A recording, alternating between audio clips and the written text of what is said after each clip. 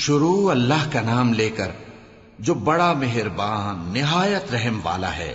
اے کملی میں لپٹنے والے، رات کو قیام کیا کرو مگر تھوڑی سی رات، یعنی نصف رات یا اس سے کچھ کم قیام کرو یا کچھ زیادہ، اور قرآن کو اچھی طرح ٹھہر ٹھہر کر پڑھا کرو۔ ہم ان قریب تم پر ایک بھاری فرمان نازل کریں گے، کچھ شک نہیں کہ رات کا اٹھنا نفس کو سخت پامال کرتا ہے، اور اس وقت ذکر بھی خوب درست ہوتا ہے۔ دن کے وقت تو تمہیں اور بہت سے شغل ہوتے ہیں، تو اپنے پروردگار کے نام کا ذکر کرو اور ہر طرف سے بے تعلق ہو کر اسی کی طرف متوجہ ہو جاؤ۔ وہی مشرق اور مغرب کا مالک ہے، اس کے سوا کوئی معبود نہیں، تو اسی کو اپنا کارساز بناؤ۔ اور جو دل آزار باتیں یہ لوگ کہتے ہیں ان کو سہتے رہو، اور خوبصورتی سے ان سے کنارہ کش رہو، اور مجھے ان جھٹلانے والوں سے جو دولت مند ہیں سمجھ لینے دو، اور ان کو تھوڑی سی مہلت دے دو۔ کچھ شک نہیں کہ ہمارے پاس بیڑیاں ہیں اور بڑی زبردست آگ ہے، اور گلے میں اٹکنے والا کھانا ہے، اور درد دینے والا عذاب ہے۔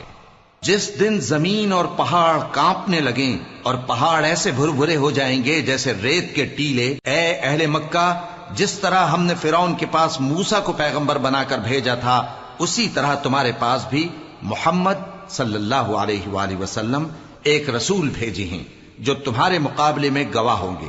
سو فرعون نے ہمارے پیغمبر کا کہا نہ مانا تو ہم نے اس کو بڑے دردناک انداز سے پکڑ لیا۔ اگر تم بھی ان پیغمبر کو نہ مانو گے تو اس دن سے کس طرح بچو گے جو بچوں کو بوڑھا کر دے گا، جس سے آسمان پھٹ جائے گا۔ یہ اس کا وعدہ پورا ہو کر رہے گا۔ یہ قرآن تو نصیحت ہے، سو جو چاہے اپنے پروردگار تک پہنچنے کا راستہ اختیار کر لے۔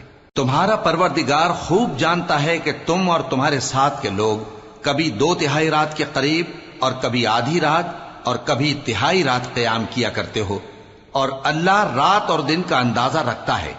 اس نے معلوم کیا کہ تم اس کو نبھا نہ سکو گے، تو اس نے تم پر مہربانی کی، پس جتنا آسانی سے ہو سکے اتنا قرآن پڑھ لیا کرو۔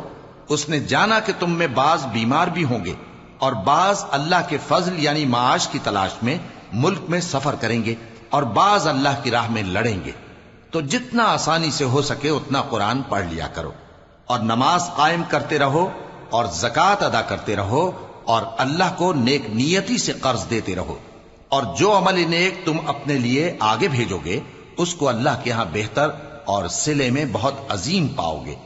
اور اللہ سے بخشش مانگتے رہو، بے شک اللہ بخشنے والا ہے، مہربان ہے۔